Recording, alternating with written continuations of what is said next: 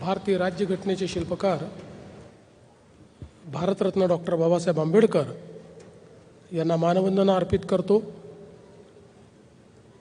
आपल्या सर्वांचे लाडके नेते,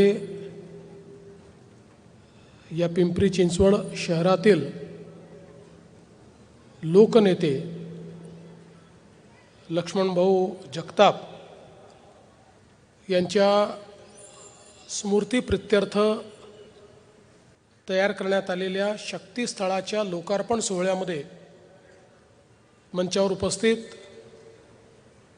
मंत्रिमंडळातील आमचे सहकारी चंद्रकांत दादा पाटील,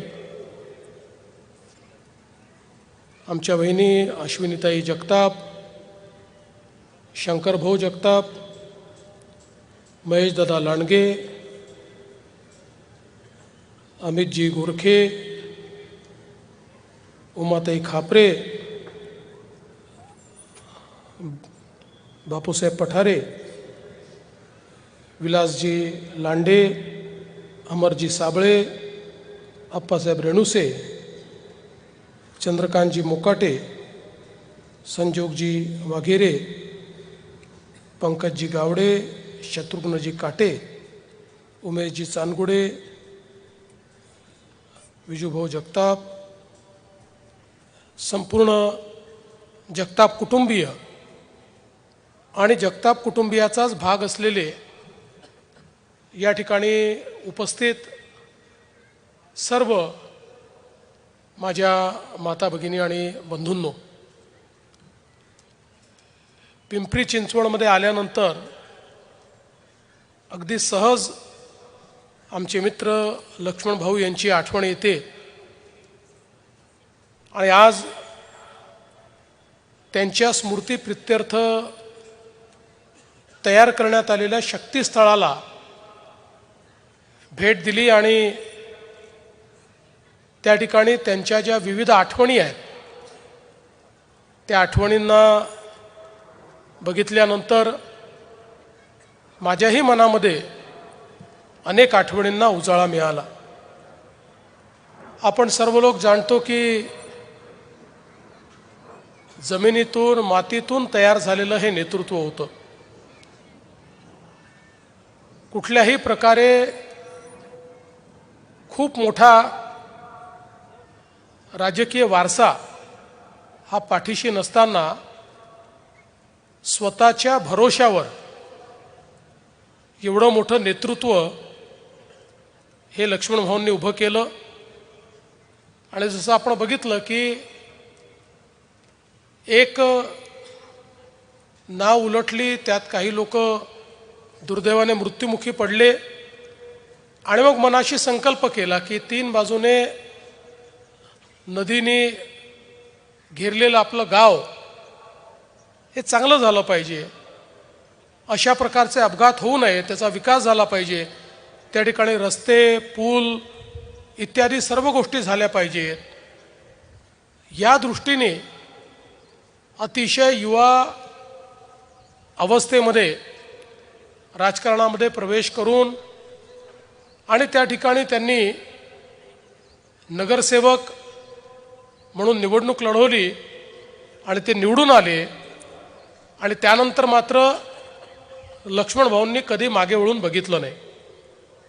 सातत्याने महानगरपालिकेमध्ये नगरसेवक, स्थायी समिती अध्यक्ष, महापौर, या पिंपरी चिंचवड शहराला एक चेहरा देण्याचं काम, या शहराला विकासाकडे नेण्याचं काम आणि इथल्या सामान्य माणसाच्या जीवनामध्ये परिवर्तन घडवण्याचं काम हे लक्ष्मणभाऊंनी केलं।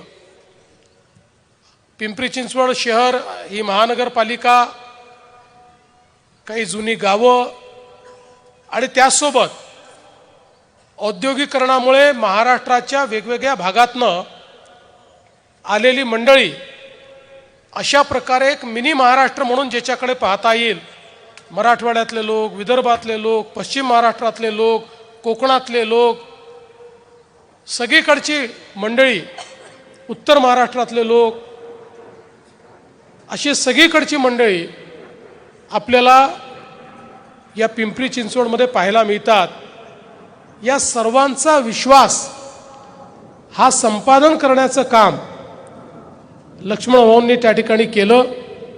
आणि म्हणूनच महानगरपालिकेतली त्यांची कारकीर्द आणि या शहराच्या विकासामध्ये त्यांनी दिलेलं योगदान हे कोणी विसरू शकत नाही. अशा पद्धतीचं त्यांचं योगदान राहिलं. खरं तर आमदार म्हणून देखील त्यांनी विधान परिषद असेल, विधानसभा असेल, या ठिकाणी या शहराच्या विकासाच्या दृष्टीनं सातत्याने संघर्ष केला. आणि आज या शहराचं जे आधुनिक रूप आपल्याला पाहायला मिळतंय त्यामध्ये लक्ष्मण भाऊंचं एक फार मोठं कॉन्ट्रीब्युशन या ठिकाणी आहे. विशेषतः 2014 नंतर लक्ष्मण भाऊ असतील, महेश दादा असतील, आणि मग इथली महानगरपालिका आल्यानंतर राज्य सरकार, महानगरपालिका यांच्या माध्यमातून लक्ष्मण भाऊंच्या नेतृत्वात खूप मोठ्या प्रमाणात या शहराचा चेहरा आपण बदलला. आणि आपल्याला कल्पना आहे की ज्या प्रकारे एक विकासाचं विजन हे लक्ष्मण भाऊंकडे होतं, एक तर वारकरी कुटुंबातनं आल्यामुळे एक आध्यात्मिक बैठक त्यांच्याकडे होती, या मातीशी नाळ जुडलेली असल्यामुळे सामान्य माणसाच्या अडचणी काय आहेत, व्यथा काय आहेत याची जाणीव त्यांना होती, मातीतले पैलवान असल्यामुळे त्यांना त्या संदर्भातली जाणीव होती, एक उत्तम खेळाडू असल्यामुळे त्या ठिकाणी संघ आणि संघाचं नेतृत्व हे कशा पद्धतीनं केलं जातं आणि संघभावनेनं विकास कसा केला जातो याची त्यांना कल्पना होती. एक अत्यंत उत्तम अशा प्रकारचं त्या ठिकाणी घुडसवारी करणारे ते होते, त्यामुळे वेग काय असतो याची कल्पना त्यांना होती, व्यायामाची प्रचंड आवड त्यांना होती, आणि विकासाच्या विविध संकल्पना या त्यांच्या ठायी त्या ठिकाणी सातत्याने होत्या. या सगळ्यांचं एकत्रितपणे मिश्रण आणि त्याचा आविष्कार म्हणजे या पिंपरी चिंचवड शहराचा जो काही विकास आहे तो विकास आपल्याला त्या माध्यमातून पाहायला मिळतो. आणि म्हणूनच त्यांच्या नेतृत्वात इथे झालेले रस्ते असतील, उड्डाणपुलं असतील, मेट्रोचं काम असेल, इंद्रायणी नदीचा सुधारणेचं काम असेल, आज खरं म्हणजे मी जर सांगायला लागलो तर किमान मी 50 कामं अशी सांगू शकतो की जी गेल्या 10 वर्षामध्ये या शहराचा चेहरा बदलवणारी आणि या शहरातल्या सामान्य माणसाच्या जीवनात परिवर्तन करणारी अशा पद्धतीनं त्यांच्या नेतृत्वामध्ये आम्ही सुरू केली. त्यातली अनेक कामं पूर्ण केली, वेगवेगळी कामं वेगवेगळ्या टप्प्यावर या ठिकाणी आहेत. आणि ती सगळी कामं पूर्ण झाल्यानंतर निश्चितपणे या शहरामध्ये एक मोठं परिवर्तन हे आपल्याला या ठिकाणी पाहायला मिळेल. आपल्या सगळ्यांना लक्षात आहे, आणि मी तर तो दिवस कधीच विसरू शकत नाही, की अतिशय अटीतटीचं अशा प्रकारची आमची निवडणूक होती. खरं तर त्या निवडणुकीनेच सत्ता बदलाची मुहूर्तमेढ केली. अशा प्रकारच्या विधान परिषदेच्या निवडणुकीमध्ये मी ज्यावेळी वहिनींना आणि शंकरभाऊंना फोन केला आणि मी त्यांना सांगितलं की मताची आवश्यकता तर आहे, पण मतापेक्षा भाऊंचा जीव महत्त्वाचा आहे, त्यामुळे तुम्ही निर्णय घ्या. आणण्यासारखी परिस्थिती असेल, डॉक्टर होकार देतील तरच तुम्ही आणा, अन्यथा तुम्ही आणलं नाही तरी हरकत नाही. पण त्या ठिकाणी लक्ष्मण भाऊनी मात्र अतिशय स्पष्टपणे सांगितलं की माझ्या पक्षाला आवश्यकता आहे, त्यामुळे काही झालं तरी मी जाईनच. आणि त्या ठिकाणी PPE किट घालून आणि कार्डियक ॲम्ब्युलन्समध्ये लक्ष्मण भाऊ त्या ठिकाणी आले आणि मतदान केलं. आणि मतदान केल्यानंतर त्या ठिकाणी मला असं म्हणाले, मी तेव्हा विरोधी पक्षाचा नेता होतो, की मुख्यमंत्री साहेब तुम्हाला मुख्यमंत्री पाहण्याकरता या ठिकाणी मी आलो. आणि त्यानंतर 15-20 दिवसांमध्ये महाराष्ट्रामध्ये आपण सत्ता बदल केला आणि या निवडणुकीमध्ये त्यांचं ते स्वप्न देखील पूर्ण झालं. कदाचित मला असं वाटतं की काळाच्या पलीकडचं पाहण्याची ती त्यांची सवय होती. त्या सवयीमुळे अनायास त्यांच्या तोंडून निघालं की तुम्हाला मुख्यमंत्री पाहायचं आहे, तुम्ही माझे मुख्यमंत्री तुम्हीच आहात. आणि काही दिवसांनी ते निश्चितपणे खरं झालं.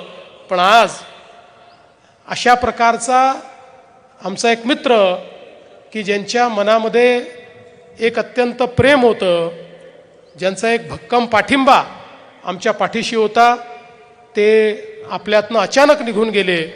खरं तर ते लढवय्ये असल्यामुळे त्यांनी दुर्धर रोगाशी देखील अतिशय मोठी त्या ठिकाणी लढाई दिली. आणि आम्हाला हे माहिती होतं की अनेक विपरीत लढायांमध्ये लक्ष्मणभाऊ नेहमी विजयी व्हायचे. किती विपरीत परिस्थिती आली तरी त्यांचा पराजय न होता ते विजयी व्हायचे. त्यामुळे आम्हाला हा विश्वास होता की याही आव्हानाचा सामना करून भाऊ निश्चितपणे विजयी होतील. पण दुर्दैवाने या एका सामन्यामध्ये मात्र ईश्वराने काही यश दिलं नाही आणि त्या ठिकाणी भाऊ आपल्यातनं निघून गेले.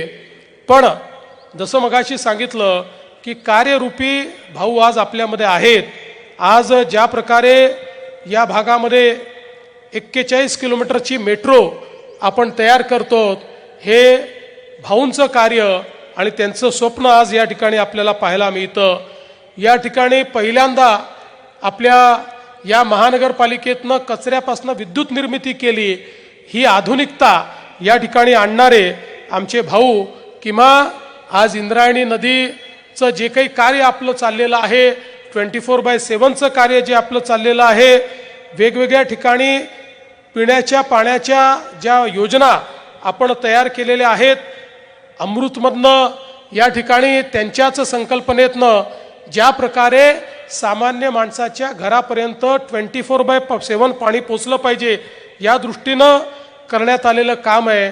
या सगळ्या गोष्टी या चिरकाल भाऊंच्या कार्याची आठवण ही आपल्याला देत राहतील. आणि मला विश्वास आहे की ज्या पद्धतीनं हे कार्य त्यांनी सुरू केलं ते कार्य पूर्ण करण्याकरता खरं म्हणजे भाऊंच्या नंतर अश्विनीताईंनी काही काळ अतिशय चांगल्या पद्धतीनं, अतिशय समर्थपणे आणि ज्या प्रकारे भाऊंना अपेक्षित होतं त्याच प्रकारे या ठिकाणी मतदारसंघाचं नेतृत्व केलं. आणि या शंकर भाऊ त्याच पद्धतीनं ते नेतृत्व करतायत. मी त्यांना दोघांनाही हे आश्वस्त करतो की भाऊंनी पाहिलेली जी स्वप्न आहेत ती स्वप्न पूर्ण करणं ही आमची जबाबदारी आहे. आणि म्हणून चंद्रकांत दादा असतील, मी असेल, जोपर्यंत भाऊंनी तयार केलेला पिंपरी चिंचवडचा आराखडा हा आम्ही पूर्ण करत नाही, त्यांच्या स्वप्नातलं शहर जोपर्यंत आम्ही अस्तित्वात आणत नाही, तोपर्यंत तुमच्यासोबत सातत्याने आम्ही काम करतच राहू. आणि महेश दादा असतील, आमच्या ताई असेल, अमित भाऊ गोरखे असतील, हे सगळे आमच्यासोबत या ठिकाणी लक्ष्मण भाऊंचं स्वप्न पूर्ण करण्याचा प्रयत्न करतील. आज एक अतिशय सुंदर अशा पुस्तकाचं देखील आपण या ठिकाणी प्रकाशन केलेलं आहे, लक्ष्मण पर्व, ज्यामध्ये लक्ष्मण भाऊंच्या विविध पैलूंचं दर्शन आपल्याला पाहायला मिळतं. विविध लोकांनी त्यांना दिसलेले लक्ष्मण भाऊ अशा पद्धतीनं त्याच्यामध्ये एक प्रकारे आपलं मनोगत व्यक्त केलेलं आहे. आणि खऱ्या अर्थानं लक्ष्मण भाऊ हे निवडणुका जिंकणारे नाही तर ते मन जिंकणाऱ्यांपैकी होते. आणि म्हणून असा मन जिंकणारा आमचा लक्ष्मण भाऊ हा आमच्या हृदयामध्ये आणि आमच्या आठवणीमध्ये सदैव जिवंत राहील. आणि हे शक्तीस्थळ आम्हाला सगळ्यांना या शहराकरता काम करण्याची शक्ती देत राहील, हा विश्वास या निमित्ताने व्यक्त करतो. पुन्हा एकदा आमच्या या उमद्या मित्राला या ठिकाणी अतिशय मनापासनं आदरांजली अर्पित करतो आणि माझं बोलणं संपवतो. धन्यवाद. जय हिंद, जय महाराष्ट्र.